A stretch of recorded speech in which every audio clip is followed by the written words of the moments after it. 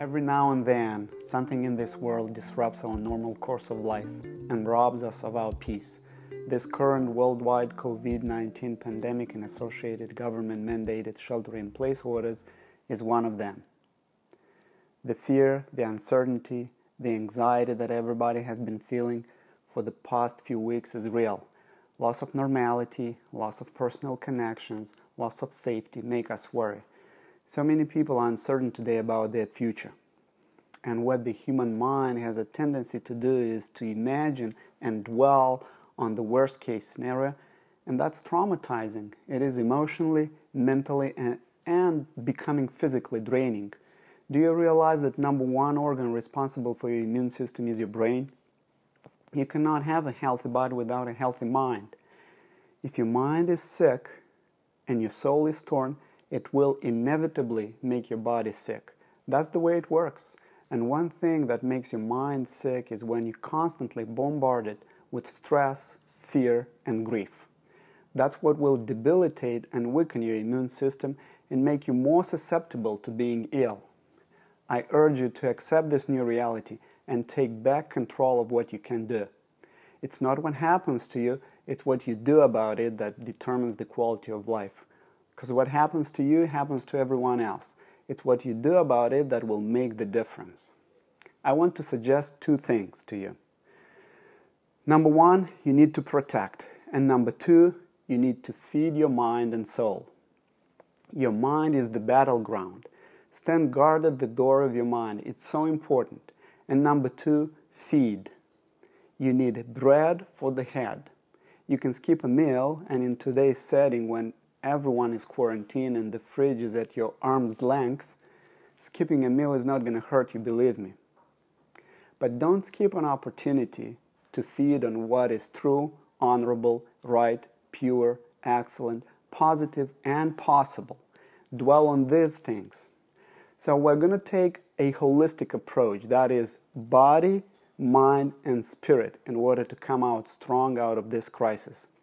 I've learned that people are especially worried when they don't know what the future holds. What if you and I could fast forward to the future and see the end? Wouldn't that be cool?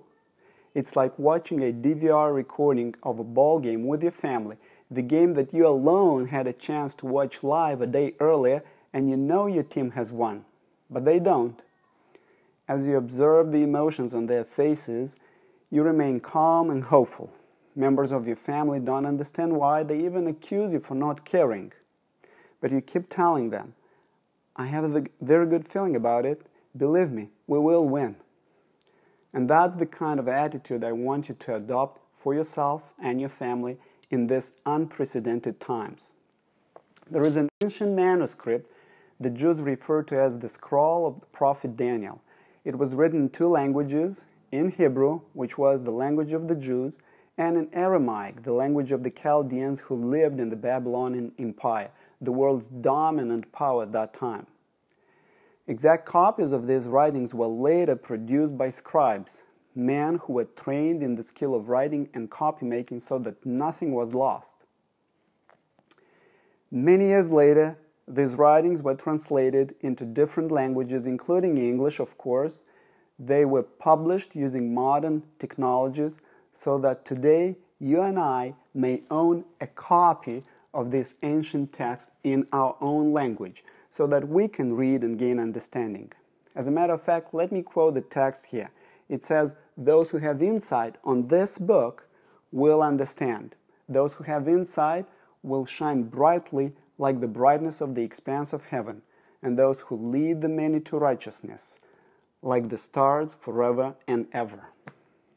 And I know what you might be thinking right now. Again, one of those religious talks about hell and heaven. He's going to preach at me. My friend, I want to assure you that this is not going to be a religious talk at all. I'm well aware of the fact that there is plenty of information out there, and you can easily hop on the website of a religious organization and listen to someone preach. You see, I'm not a theologian, I'm not a minister or a priest. In other words, I don't do this for a living. So I hope you can identify with me and be willing to listen to what I have to share. I want to inspire you. I want someone to look at me and say, because of you, I did not give up. So I'll walk with you, arm in arm, all along the way this short 6 video sessions together to discover what the future holds for you and me, especially if you want to gain insight on the end times and the coming of the Antichrist, of whom you probably vaguely heard before. By the end of our time together, you'll have a complete profile of what his appearance is going to look like. So back to the story. And by the way, this is not a fiction story. These are historical and prophetic writings which were written for these times in which you and I live in. How can a book that was written thousands of years ago be relevant to this day, you may ask? If you stay the course, you'll see how relevant it really is. As a matter of fact, the book itself stated clearly that it will become more relevant for us than it was for many in those days when it was written. It says right here, "Go your way, Daniel, for these words are concealed and sealed up until the end time." How dependable is it? Can I really trust that what was written in this book is the absolute truth? You can. What you and I will be looking at is a master script. The past, the present, and the future were filmed like a movie, following this master script in such details and accuracy that you will be amazed when you learn about them. And besides, there are plenty of sources outside of this text, historical documents that validate much, if not all of the events and the people associated with them in exact chronological order as related here. You can look them up on your own, but for now, let's focus on this text. A divine revelation came to a man in a dream. This man was a king, a pagan king who subdued many nations and became a world powerhouse, the king of Babylon. He had a sophisticated and hard to pronounce name, Nebuchadnezzar. He was a very cruel and ruthless king. In spite of this fact, the revelation came to him, not to someone who was all-loving and all-caring. But it wasn't quite simple. It came in a terrible dream that robbed him of his sleep, his sanity, his peace. You see, the fear, the uncertainty, the anxiety that he was feeling was very real. Can you relate to him by looking at the world today? This thing troubled him so much, even to the extent that he summoned up all the magicians, sorcerers, and the wise men that he had on staff as his trusted advisors to tell him the meaning of the dream. The problem was, he forgot what the dream was. It's common. You may have experienced it yourself. You woke up in the middle of the night in a cold sweat. You just realized that you had a nightmare, and 10 minutes later, you forgot what the dream was. Needless to say, no one could tell what the dream was nor explain it. The king was enraged. He was determined to kill all his advisors, not to lay them off, but to kill them all. Remember I mentioned to you how cruel and ruthless he was? The word about this decree came to Daniel, who was of a Jewish descent, a captive in the land of Babylon. So Daniel had the audacity to ask this cruel and ruthless king for a break and request of God the meaning of the dream. So we'll pick up the story from verse 19. Then the mystery was revealed to Daniel in a night vision. Then Daniel blessed the God of heaven. Daniel said, "Let the name of God be blessed forever and ever, for wisdom and power belong to him. It is he who changes the times and the epochs. He removes kings and establishes kings. He gives wisdom to wise men and knowledge to men of understanding. It is he who reveals the profound and hidden things. He knows what is in the darkness, and the light dwells with him." Isn't that encouraging? Daniel was praising God for holding the answers to any mystery. I'm sure by now you want to know what the dream was and the meaning of it, right? So here we go. "You, O king, were looking, and behold, there was a single great statue. That statue, which was large and of extraordinary splendor, was standing in front of you, and its appearance was awesome, that is to say, terrifying, frightening, or striking. The head of that statue was made of fine gold, its breast and its arms of silver, its belly and its thighs of bronze, its legs of iron, its feet partly of iron and partly of clay. You continued looking until a stone was cut out without hands, and it struck the statue on its feet of iron, clay, and crushed them. Then the iron, the clay, and the bronze, the silver, and the gold were crushed all at the same time and became like chaff from the summer threshing floors, and the wind carried them away, so that not a trace of them was found. But the stone that struck the statue became a great mountain and filled the whole earth. This was the dream. As you can imagine, King's eyes lit up. He recognized it. He remembered. How in the world could any living man on the face of this earth know this? And now, in a great anticipation even, the king wished to know what this dream meant. We keep reading.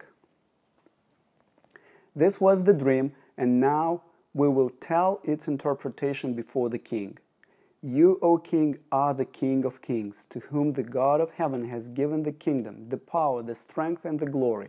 And wherever the sons of men dwell, or the beasts of the field, or the birds of the sky, he has given them into your hand, and has caused you to rule over them. You are the head of gold. Bingo! You and I have just been given one key to solving this code, so to speak.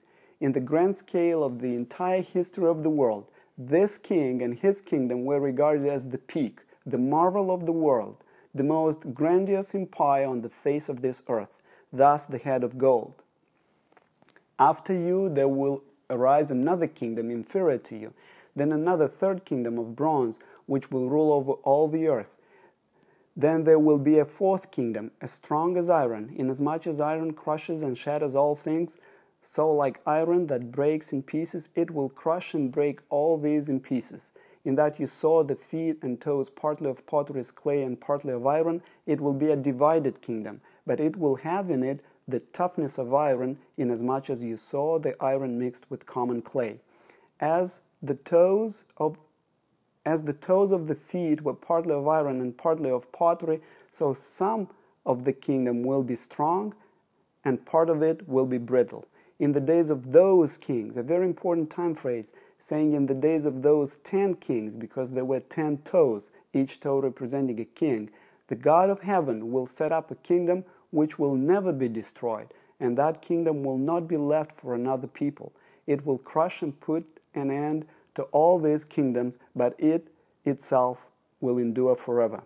Inasmuch as you saw that a stone was cut out of the mountain without hands, that is to say, without human intervention, it did not come from man, and that it crushed the iron, the bronze, the clay, the silver, and the gold, the great God has made known to the king what will take place in the future. So the dream is true, and its interpretation is trustworthy. Wow, how am I to make sense of it all, you may ask? And I get it, I'm with you. It might be a whole new language for you. I didn't mean to dump it all on you at once and have you deal with it by yourself. I'll help unpack. I'm going to walk you through it. In the meantime, what I want you to know is that some of it is way in the past, so we're not going to spend much time on it, but some is still future time for us, and that is where I want to draw your attention to and hopefully answer some questions. We will have to stop right now, but not for long. I'm hoping to see you back again, right here, with me, same time, same place. And as we make progress and put flesh onto these bare bones, so to speak, I promise you things will start to make more sense and become more clear. Hang in there. Do not quit.